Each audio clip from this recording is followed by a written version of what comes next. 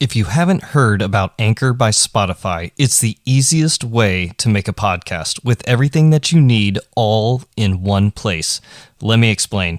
Anchor has tools that allow you to record and edit your podcast right from your phone or computer. When hosting on Anchor, you can distribute your podcast on any listening platform like Spotify, Apple Podcast, and many, many more. It's everything that you need to make a podcast all in one place. And best of all, Anchor is totally free. Download the Anchor app today or go to anchor.fm to get started.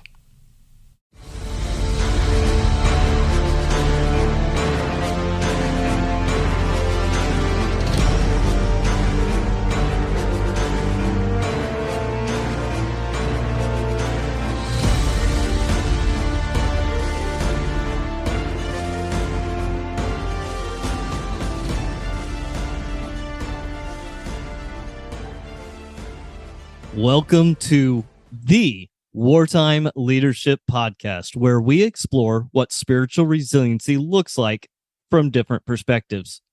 We often focus on the physical, emotional, and social areas of resiliency, but too often we neglect the spiritual pillar. Now, this looks different for everyone. We will be exploring what spiritual resiliency looks like in the lives of our guests, who are people from all different walks of life. Tonight's episode is sponsored by Success Draft, where we help you transform your dreams into drafted plans. Head over to successdraft.com to get started on your future today. This episode's guest is a really, really special one. He has a very, very unique story that is definitely different than anything we have done before on this show. And I did this very specifically because when I first heard the story, I was like, nah, this can't be true. There is no way that this is possible. And then as he went into more and more detail, I was like, oh my goodness, this is resiliency at its finest. This episode's guest is David Alston. David, how are you doing, sir? Hey, Nathan, if I were any better, I would be you. Hey, I like that. You know what? I'm probably going to actually end up stealing that if you don't mind. Sure, you could have it. Hey, David, I am super excited. It's like I said, like this is one of those episodes where you're like, there is no way. There is no way. You have a very unique story. Well, thank you for having me, Nathan. Man, I am so blessed to have you here. But hey, how about if we start off with 5 simple questions? Sure, let's go. Hey, these are warm-ups. These are the easy ones. All Best movie of all time. Best movie of all time, which is probably a movie that I can watch. That's kind of difficult, but if I had to narrow it down, I'm a huge fan of a movie called The Shawshank Redemption. Oh, come on. Absolutely. Absolutely. One of the best well-written scripts of all time. Yes. Get busy living or get busy dying. Yep. And such power in that movie, just the story itself. And especially if you look at the time period that it takes place in. Yes. Yes. I think that was one of those underlying stories that a lot of people didn't hit on was that time period. Right. Exactly.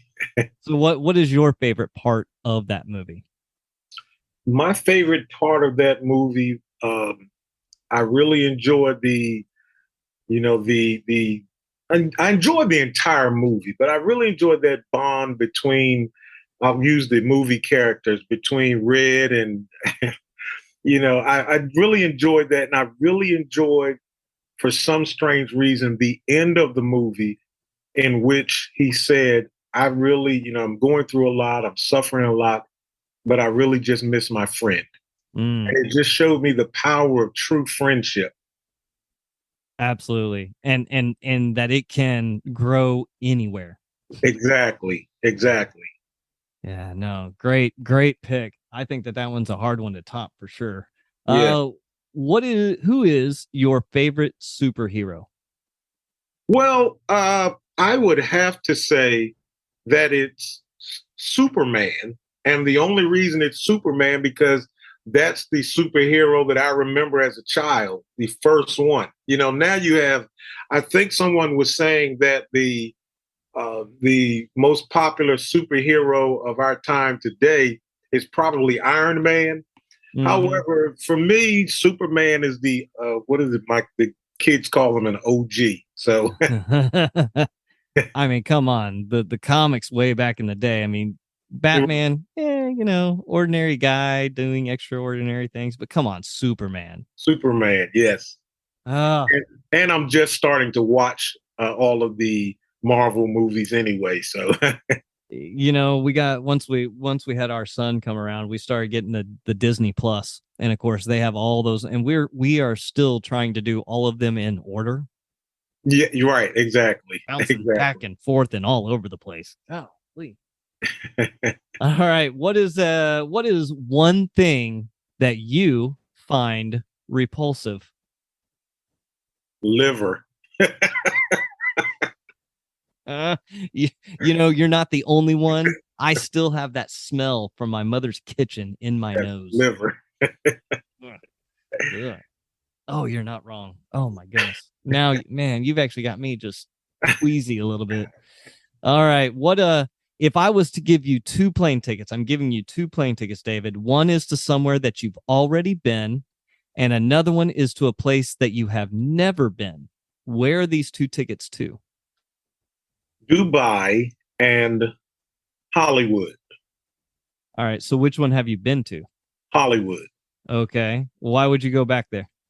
Well, one of my best friends lives in Hollywood, and I just enjoy going out there and visiting him. And I just enjoy the climate. Growing up on the East Coast, whenever I can go out west and warm up and experience the low humidity, I'm excited to go. Oh yeah, no, I'm in South Carolina, and trust me, I know my humidity. Right. Yeah. I'll take low humidity any day. Yes, I'm in North Carolina, so I know the feeling. Oh, there you go. We're brothers at heart here. Yeah, that movie. What is it? Pretty Woman, where the guy's walking around going, "Hollywood, what's your dream?" Right. That's what I think about when I think about Hollywood. So Dubai. Yes, and that's part of Dubai. It's part of my story, actually. So maybe we'll get to that. Oh, absolutely. Now you got me really interested. I didn't know that Dubai was a part of that story, which is not good. Specifically Dubai, but you'll understand why I picked Dubai. All right. What is a hidden talent that maybe not a lot of people know about? Well, one would be that I write poetry. The other that I have been studying secretly, the details, ins and outs of how to fly a plane. Okay. And so not a lot of people know that. Some people know about the poetry because I may drop a poem here or there. But Hey, I like that. That's good. And you're secretly learning how to fly a plane. Yes. Now, go ahead. No, this is, North Carolina. So you go out there to the Outer Banks to Kitty Hawk. I mean, it's blood. Yeah. Ironically, I've been flying on a flight simulator, but the original love of it came from a close friend who has his pilot license in Cincinnati. And so I often travel up there to visit him. And I actually went up with him and I just fell in love with it. That would be the dream, to own my own plane. So that's a good one. We got that kindred spirit together. All right. Hey, David, why don't you just take us through your background? Kind of give us the backstory of who you are as a person and what's kind of brought you up to this point in your life. Well, I was born and raised in Philadelphia. I'm a diehard Philadelphian inside and out. I moved to North Carolina about 25 years ago, and so I'm a Carolinian now. However, I'm still a Philadelphia guy. And I worked 20 years in education as a behavior specialist, working with children with disabilities and children that have behavior issues. And over the last year and a half, I've worked at the University of North Carolina in the cancer research department. And so I'm excited about that. I love my job. I love what I do. I love who I work with. And recently I started podcasting as a little part-time hobby. And all of a sudden I've fallen deeply in love with that as well. And now that's the Underground Subway podcast. Yes. So Yes. what's the premise behind what that is? The Underground Subway is a podcast that deals with, I almost feel like I'm doing an intro here. Do it. The Underground Subway, and I've done it so much, I've memorized my intro. Underground Subway is a podcast that's dedicated to giving everyone the tools, the strategies, the ideas needed to live a better life, to live a life free of all chains. And the name comes from the fact that my grandmother was first cousins with Harriet Tubman. So because I am the third cousin of Harriet Tubman, Harriet had the Underground Railroad, of course. And so I said, well, you know what? We're not in those times. We're in modern times. Let's put a spin on it and call it the subway. And so, I bring guests on a regular basis, and we talk about how to live a better life. One of the things that Harriet said was that I could have freed a lot more slaves if only they knew there were slaves. Mm. And so that is one of my main themes, is that we can often be living a life in which we are in chains or in bondage or not living to our best because we don't know. So we reveal better ways of living life. And I just love talking to people and meeting people. And I feel like I'm always in a therapy session. Well, it sounds pretty amazing, though, when you talk about that people that don't even know, using her own words, Harriet Tubman's words on that, if they had only known that they were, and those things that we hold on to that we bind ourselves with. Exactly. Are so, some of those are the worst things, the things that we do to ourselves. Right. But it's so normal, we don't know it. It's just a part of life. I've been living this way for so long that I had no idea that this was not the best way to live life. And so that's what the podcast does. We discuss so many different subjects, from religion to health, to mental health, we had a pastor on once who revealed and talked about his chain was an addiction to porn, and how, he had to get the wake up call of getting a knock at the door from the FBI before he could release those chains. And so it's just so powerful to be able to talk to people. That's the key. Well, and it's absolutely amazing. And sometimes that's a hard conversation to navigate, to sit there and try to facilitate. Yes. Somebody through their chains, especially when they don't realize that they're chains. Right. But it's sort of when you talk to someone and you can see that light go off, that aha moment, to when they say, wow, I had no idea that this was holding me back from really experiencing and enjoying life. Well, probably a lot of that actually comes from the fact that you did a lot with children. Yes. Right? Yes. Being able to help them navigate through that conversation as well. Well, adults are always more difficult. Oh, always, aren't we? Yes. Because we're set in our ways. Yes. And we've trained them how to behave. Absolutely. Well, and being a new parent myself to a 14-year-old, I'm seeing a lot more of that in my life. Right. A lot more of that in my life. Oh, man. So talk to us about your leadership. So you have gone from working with children in the education system to starting a podcast to being in cancer research. So you've probably worked a lot independently as well as on teams. Walk us through your leadership perspective, your style. Well, my leadership perspective and style is simple. It's lead with compassion. I believe we must lead with the compassion and the example of Jesus Christ, who taught that if you want to lead, you have to serve. And so my view on leadership is simple. Do not lead with a quote unquote iron fist. but lead with a heart of compassion. Lead by example. Lead by showing the way. Lead by, instead of saying go, lead by saying come on, come. So it's two very small words, but both are powerful words, and they can be on the opposite Mm-hmm. end of the spectrum.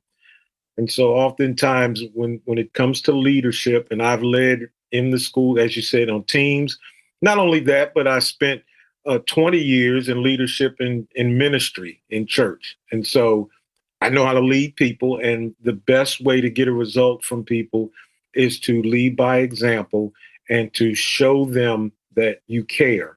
And when a person realizes that you care for them, not only that, something else I failed to, to say is that I spent 5 years as the head football coach in a middle school. So, as a head football coach, that is definitely leadership. Oh And my. and I was not the greatest coach as far as X's and O's, as far as scheme. We won our games because I was able to get those players to run through a wall for me. Mm. And how did I do that? Before every game, before we go out on the field, we would take a knee and say a prayer. And I would say something to these young men that most of them never heard a man say before to them. I would tell all of my guys, I love you guys.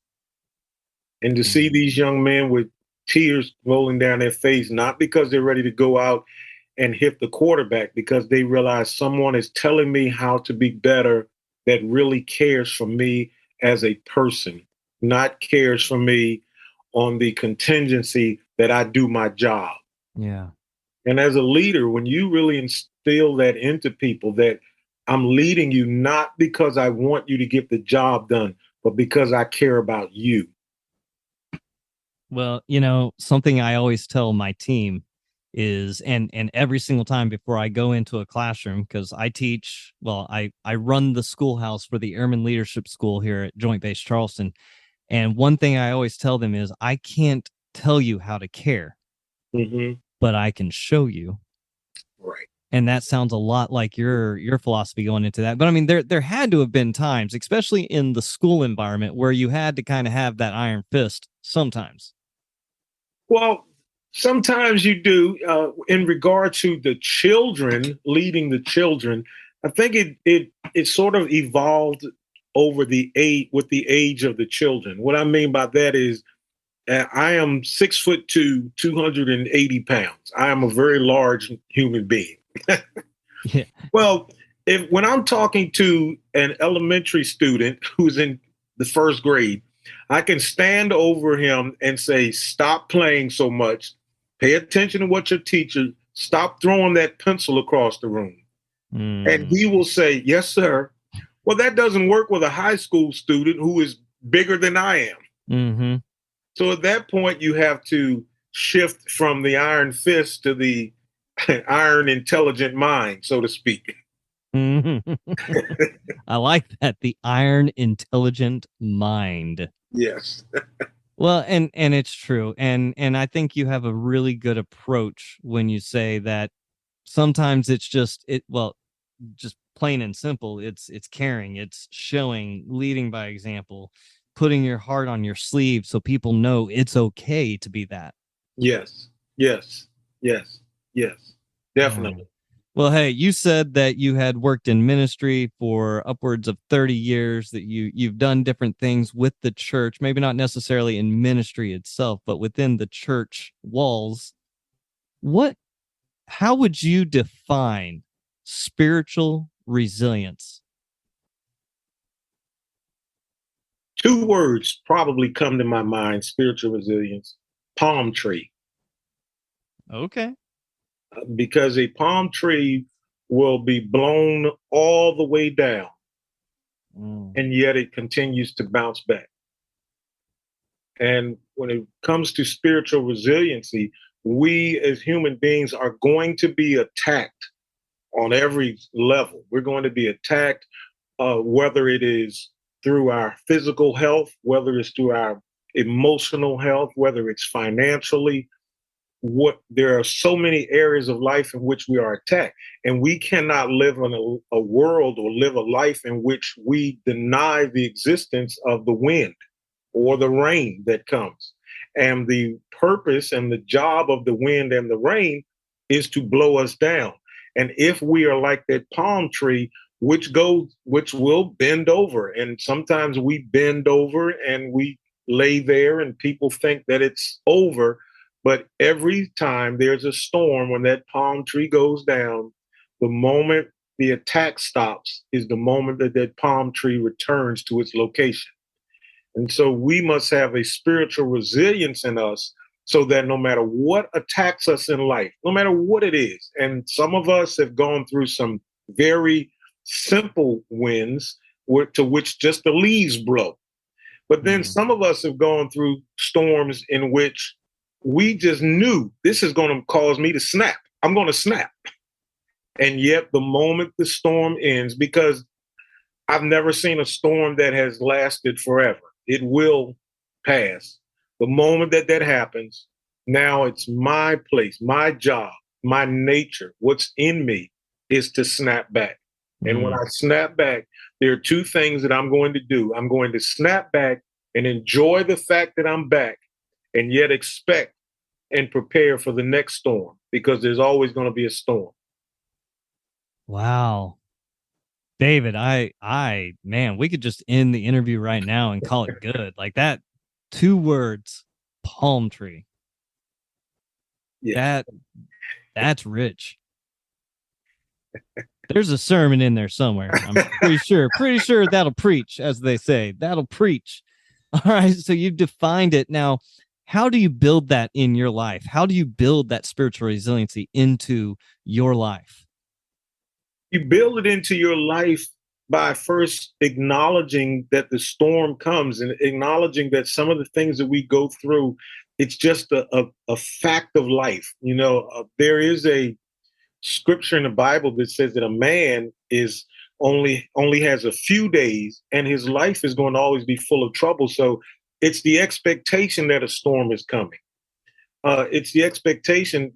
It's the expectation not that the storm is so strong, but the storm wins when I'm not prepared for it. So if I build my home on sand, then I can't blame the storm for blowing me away. It's my fault that I didn't prepare for it. So you prepare for it. And part of that comes with surrounding yourself with like people, not just being a palm tree in the middle of an open field, but being a palm tree among palm trees. So that if I look over and see that you've bent back and you've popped back, then that means I can pop back. And it's probably going to happen all at the same time. All at the same time. Yep. Wow. A forest of palm trees. What do you call a forest of palm trees? I mean, I lived on the islands. I lived on the island of Guam for a long time, and we'd go into there it is, jungle. Okay, the jungle. I was sitting there going, that's all I had to talk about was the jungle, and we got it.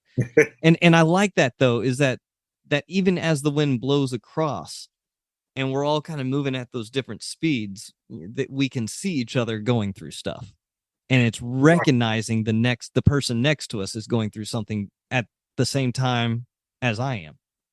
And then Nathan, if I can interject, if I'm a palm tree in a field alone, I'm swaying. But if I'm a palm tree in a jungle, there may come a time when I fall so far back from the wind, but yet there's another palm tree to break my fall. But how do you have so much trust in people around you? I don't have the trust in the people around me. I have the trust in me to influence the people around me. There's an old saying, I'm sure you've heard it, that, you can't be the carrot. You got to be that coffee bean. That carrot goes into the water and it becomes soggy because the water affected the carrot. But that coffee bean affects the water. Now the water takes on the coloration of the coffee bean. So it's not that I have that trust in those around me. I have a trust in me that I'm strong enough to be the influencer in the room. Nice. Oh, wow. David, you're hitting me from left and right tonight. And I kind of like that. I kind of like that. Usually I'm the one that tries to buck up a little bit, but you're hitting me with some haymakers, and I really am grateful for that.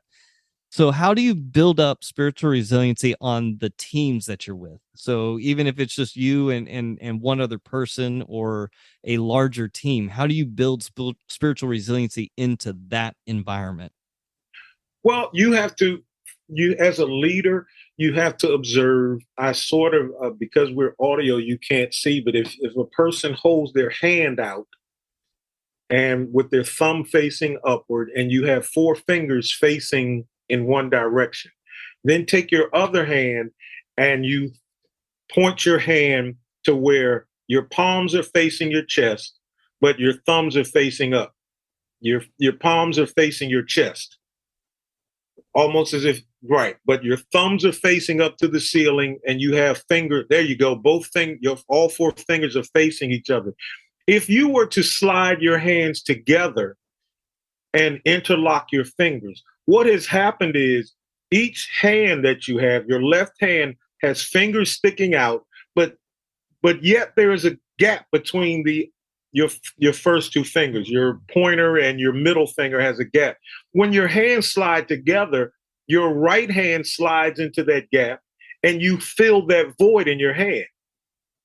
So we have to look at others and say, I recognize your weakness, but yet your weakness can be filled by my strength.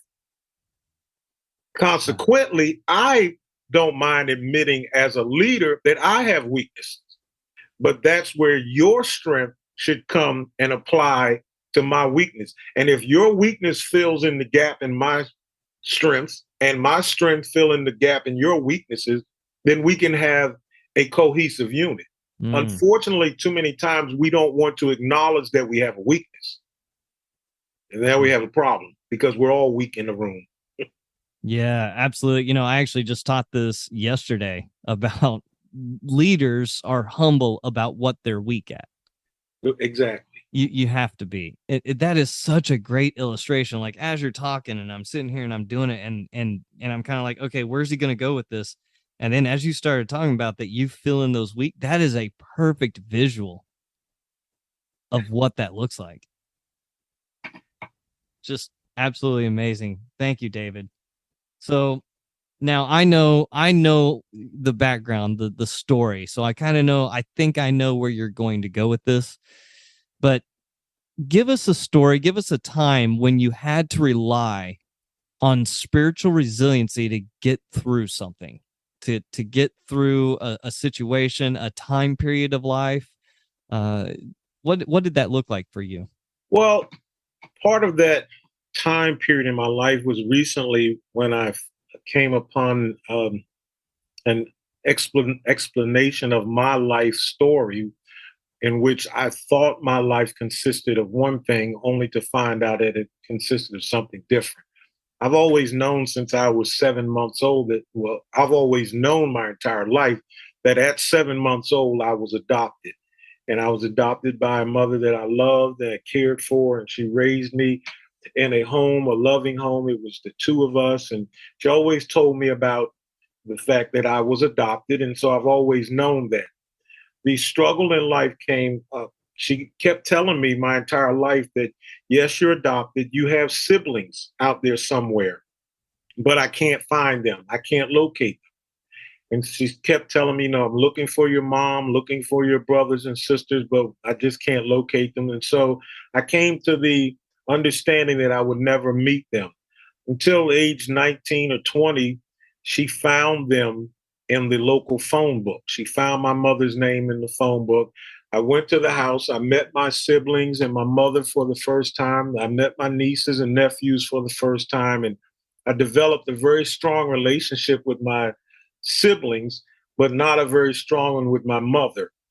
And my mother, after we communicated for a while, I kind of got the sense that she felt like the reason why her and I didn't quote unquote click was because I had some resentment in my heart because you gave me away for adoption.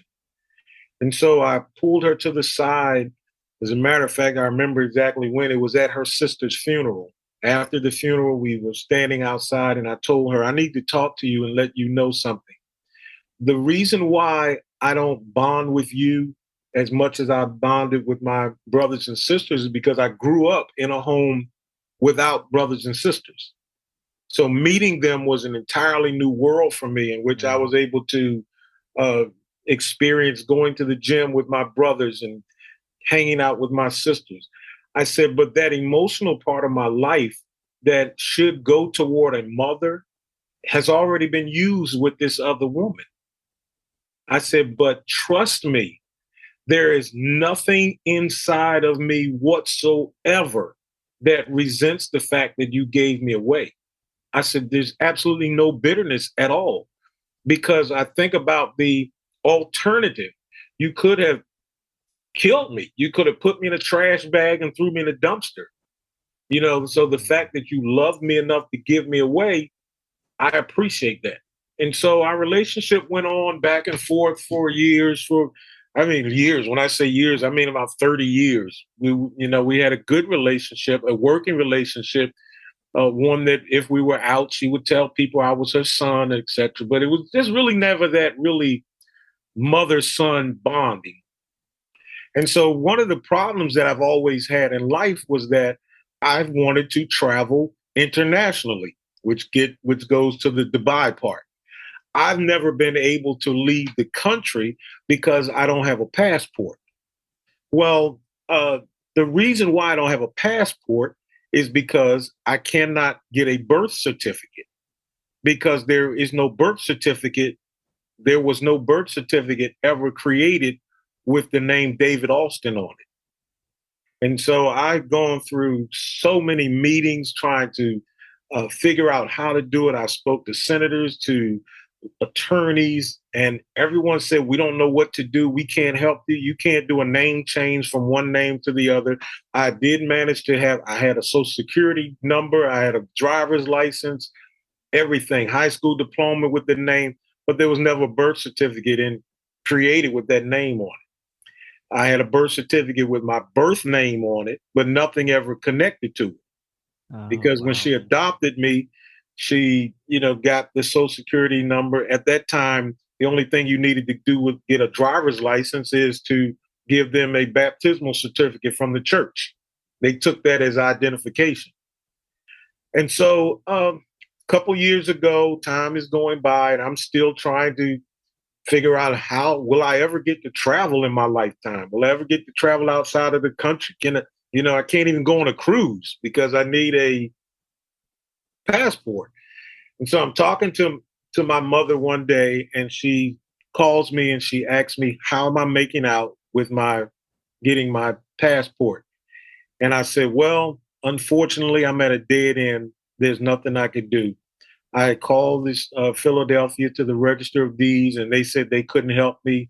I applied for a passport, and they denied it and kept the money. And, and so I called again, and the Register of Deeds said, well, we read your story. There's nothing we can do, And my mom said, well, what do you really need? I said, well, what I really need is my adoption papers.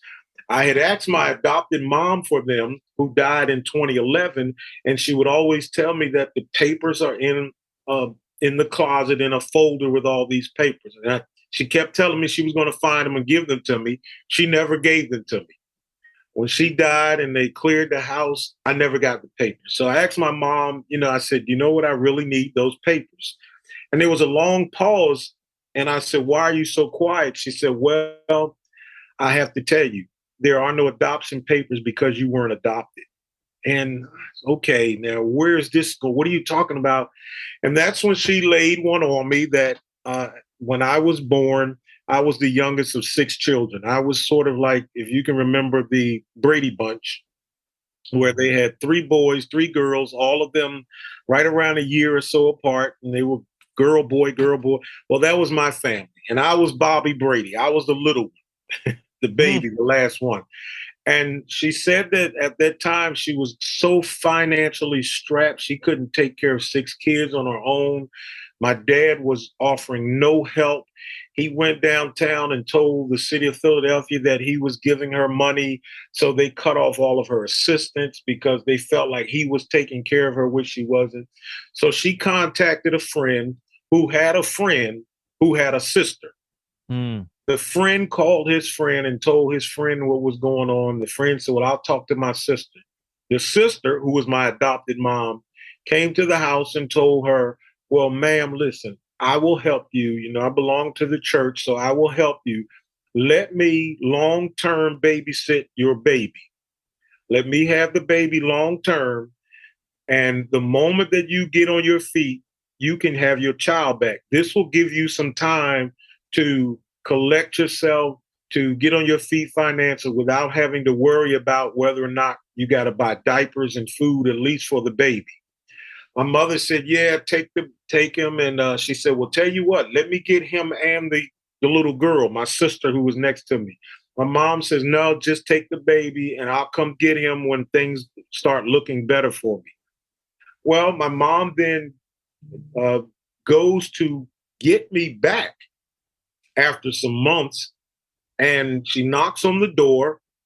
No one answers.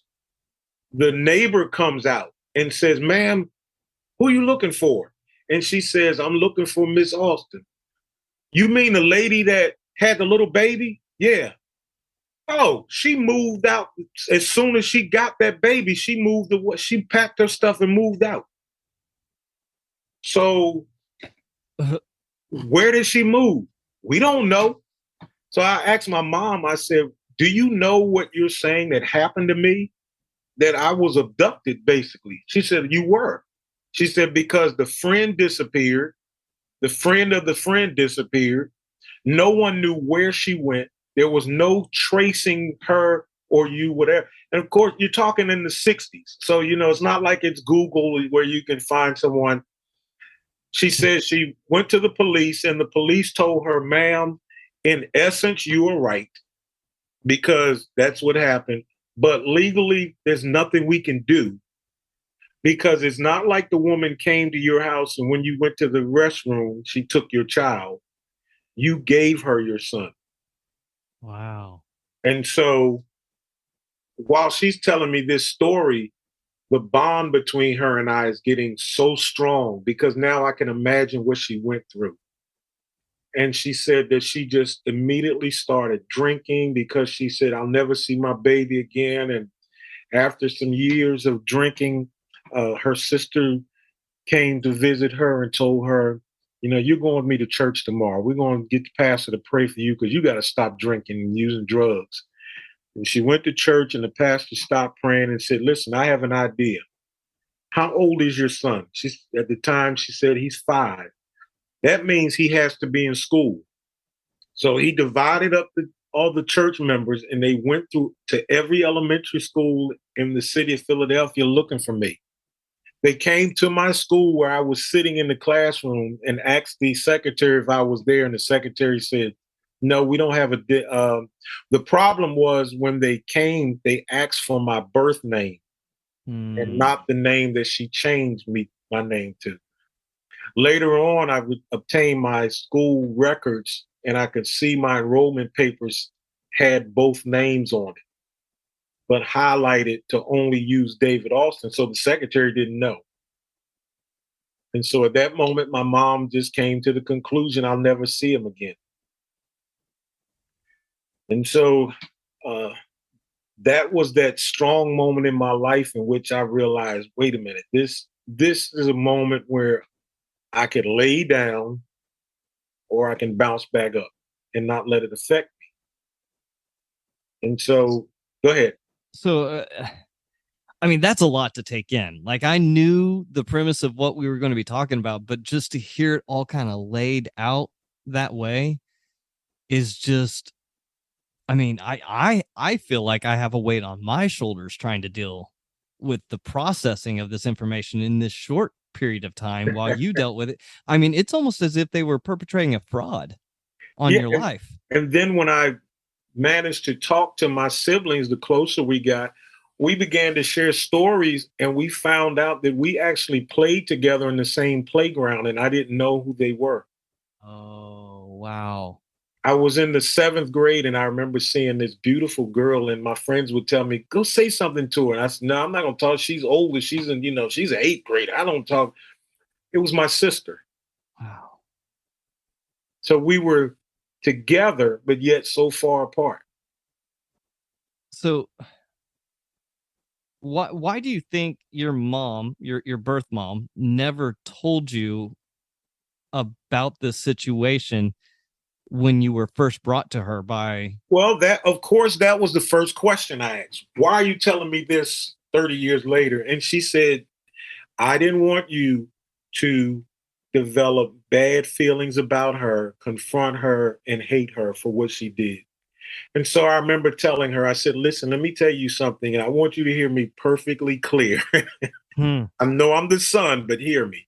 What you told me has not changed how I view her at all, but Hmm. it has changed how I see you.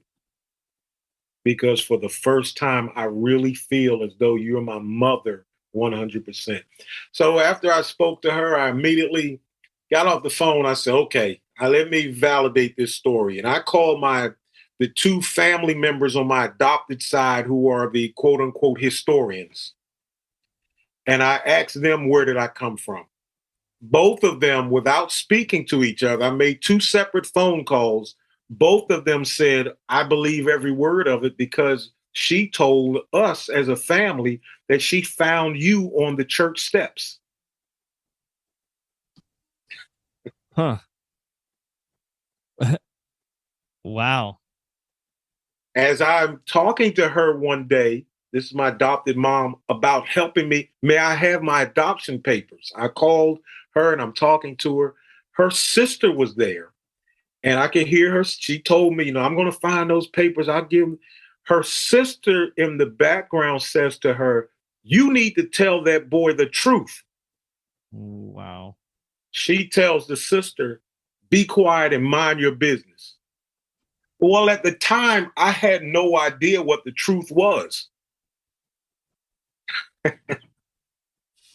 David, I I am just stunned. Why there's a lot of questions going on in my head. Just so you know, there's a lot going on in here. Why did you choose to keep the name David Alston even after finding out?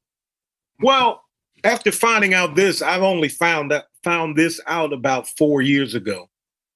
Mm. So I've had David Alston my entire life. That is my identity.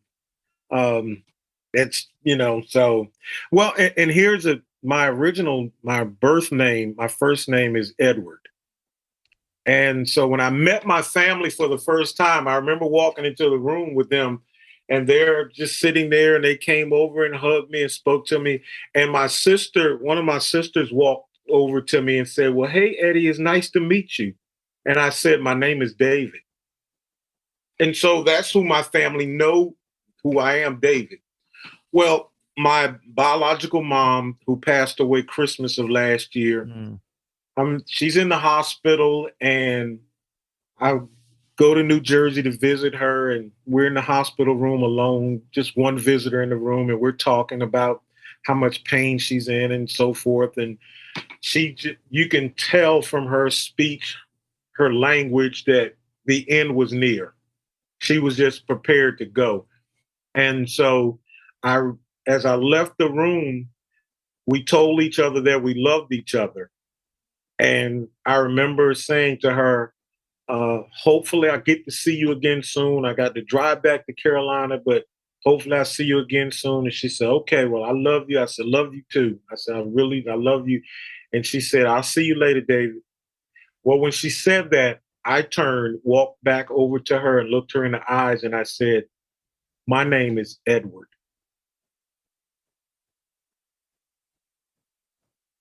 Oh. Wow. You I think that there was a moment of forgiveness where you just had to look and allow. Did she call you Edward after that? No, that's the last thing we ever said to each other. Man, that is impactful. Just for her to be able to hear you acknowledge the name that she gave you. right? A name is legacy. A name is who we attach ourselves to. And in that moment, you attached yourself to her, which was probably a pretty special moment for her. Yes, for both of us, because I felt, here's some finality. Closure. Well, not so finality, just closure. Well, it's a blessing that you got to have that moment. You got to have that time with her, knowing who she was to you. Yes.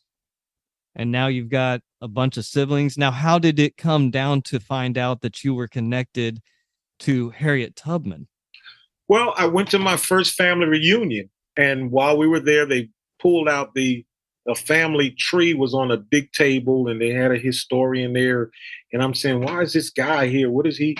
And so as we looked at the family tree on this large conference table, so to speak, my daughter, who was with me, began to look at it, and she said, Dad, no one is going to believe this. And I'm saying, believe what? I mean, yes, there's my name. Okay. Dad, none of my friends will believe this. What? And she said, look who we're related to. And that's when the tree showed that my grandmother, my mother's mother, my mother was the youngest of 22 children. My grandfather through 4 wives had 22 children. And when my grandmother was Gola Ross, her dad was Henry Ross.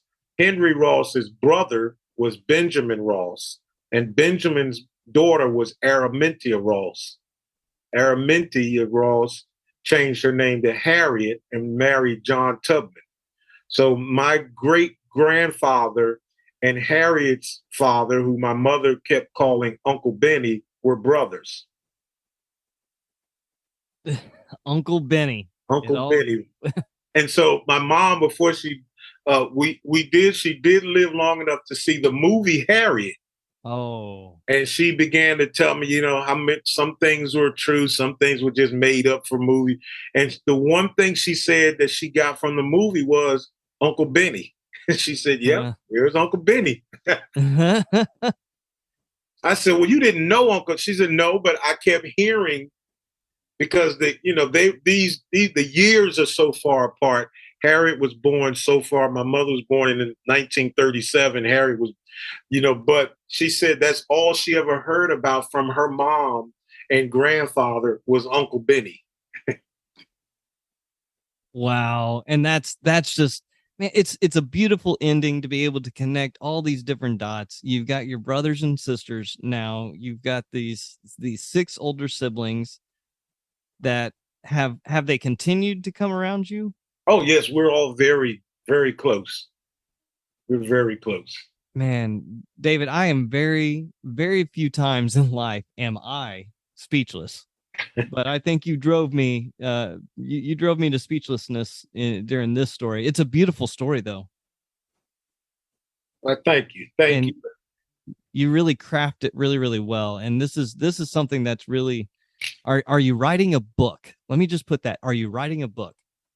Well, I wrote a book, but the book that I wrote had to be pulled because everything was wrong in it, because I wrote the book based on the premise that I was adopted. And so my struggle in the book, the purpose for writing the book was to connect with other people that have been adopted or foster children, because my struggle was that I was torn between 2 mothers. Because when I'm with the one family, I'm thinking, this really isn't my family. When I'm with the other family and I'm torn, which mother? And I remember asking myself one day, which mother do I owe my allegiance to? The one that pushed me into life or the one that pushed me through life? And so I wrote the book. And so now I'm rewriting the book, and someone has heard it and they want me to turn it into a screenplay. So I'm working on doing that. And maybe my story will help someone. Oh, I agree. I agree 100%. I associate with your story because of my son, the adoption of our son, and what we have gone through in trying to connect with him when he was 11, 12 years old and just coming to live with us versus now at 14, and that adjustment and what's been there. But how do we keep him true to his family's name, right? To his heritage, where he came from. So I associate really, really well with that. But I think this is going to be a beautiful movie. Well, the struggle for like with your son and what I went through is this constant debate in life over nature versus nurture. Are we who we are because of our nature or our nurture? And for the first half of my life, it was strictly nurture. And over the last half of my life, I'm starting to see more of a nature part. To be around my siblings and say, and to hear them say, man, you sound just like mommy. You know, that's nature. I remember, I'm not going to talk too much, but I remember talking to my mom one day, and this really drove home how strong nature is.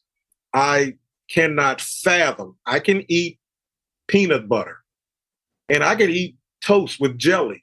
I can't fathom eating the two together. I just never liked peanut butter and jelly. I'm rare. I don't do it. I was talking to my mom one day, who ironically was in the same profession that I was in education, who said the kids wanted to eat peanut butter and jelly. And I told them, don't eat that junk. Peanut butter and jelly is just nasty. And I said, oh, that's where I got it from. So it's important that nature is important. I think on the nurture side, as adopted parents or foster parents, that we need to tap into that nature part, because that is a part of them, and yet continue to nurture them and give them what you have, and that will build them to be a complete person. I like that, to be a complete person. Nature versus nurture equals a complete person. Yes. Wow. David, absolutely amazing. Hey, do you have any book recommendations for the listeners, or any books that you're currently reading, either which way? Yes, I'm always reading something, and unfortunately, sometimes I read and I I put one down and pick up another one, and pick up another one and pick up another one. But one of my favorite books that I continue to read is by Mel Robbins, entitled The 5-Second Rule. And that has helped me, because that 5-second rule is one that it really gets you from the time you get up in the morning. I was laughing because I got up yesterday and I sat on the side of the bed and I just sat there and sat there and sat. Well, that 5-second rule teaches you that you have to count down 5, 4, 3, 2, 1, and you just go. And so it has really helped me. And another one that I like is by Ryan Holiday, called Stillness is the Key. And that's a very good book. And, it just teaches you to just connect with your life and your mind, and just, not be so hectic in life, because life can, like the commercial says, it comes at you fast. Absolutely. David, do you have any final words that you want to part with us? Yes. Two final words. Thank you. Because this opportunity to speak has been such a blessing to me, to share my story. And I just thank you for having me. Well, David, we are very grateful for you and the willingness that you have to give us your story, because it really is a gift to know where people come from. It's a gift to understand what spiritual resiliency looks like to different people, because we have a lot of people that we come across in life that are looking and just don't know what they're looking for in a lot of cases. And when they hear stories like yours, when it's given to them in a way that they can unwrap and they can see what it looks like, they can truly understand what spiritual resiliency looks like through the eyes of someone else. Today's episode is only possible thanks to my friend G. Frazier with 369sounddesign.com. Jeff has the hardest job in the industry, because he has the rare opportunity to make me sound good every single week. So we are blessed by the entire team here at the Wartime Leadership Podcast. We will see you next week.